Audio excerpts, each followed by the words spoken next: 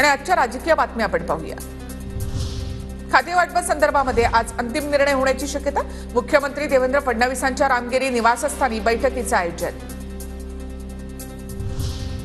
राज्यामध्ये बिन खात्याचं सरकार, अजितदादांकडे अर्थखातं आहे की नाही हेही माहिती नाही। भुजबळांना वगळण्यामागे जातीय राजकारण, संजय राऊतांची टीका।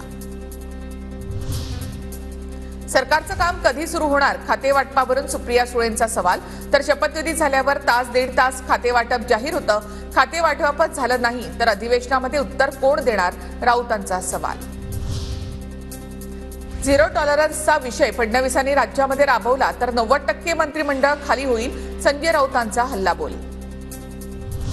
एकनाथ शिंदे हे दिलेला शब्द पूर्ण करणारे नेते, मंत्री उदय सामंतांची प्रतिक्रिया। 2.5 वर्षाची संधी आम्हाला दिली, 2.5 महिन्यात जरी आम्ही त्यांच्या विश्वासाला पात्र ठरलो नाही तर दूर करण्याची जबाबदारी आम्हा नेत्यांना दिली आहे, अशी ही माहिती।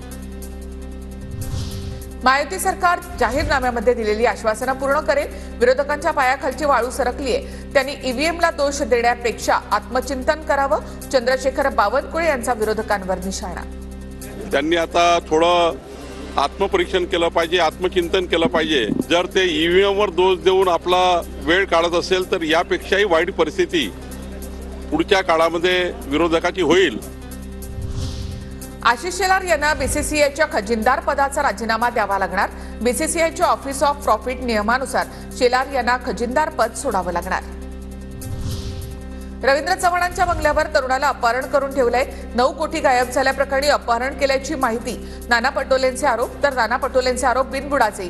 टीआरपी मिळवण्यासाठी पटोलेंचं स्टेटमेंट, रवींद्र चव्हाण यांचं उत्तर।